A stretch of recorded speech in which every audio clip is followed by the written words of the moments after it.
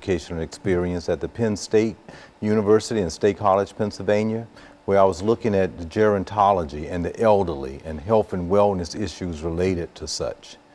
Graduate of my PhD at Howard University in Washington, D.C., where I looked at the homeless elderly, which was a wonderful experience while I was there, and also worked with the Department of Transportation, Federal Highway Administration while doing that extent of my educational career, as well as the national headquarters in Washington, D.C. at the American Red Cross, doing evaluation research of HIV/AIDS education. Also, I worked with the National Organization of Black Law Enforcement Executives that was the headquarters in Washington, D.C. as well.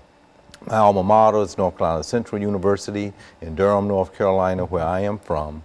And I've also done some educational work at the UNC in Chapel Hill under the great Dr. Gerard Linsky, a noted sociologist, while there at the period of time.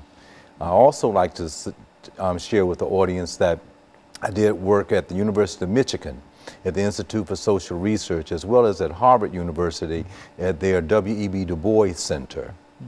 And so in a real sense, you've been involved sociologically with some of the topics that we were talking about this morning. As a matter of fact, looking at over your background and some of the things that you've been involved in, it calls to mind so many things that we need to talk about on this particular show at this particular time, and et cetera, and some of the challenges.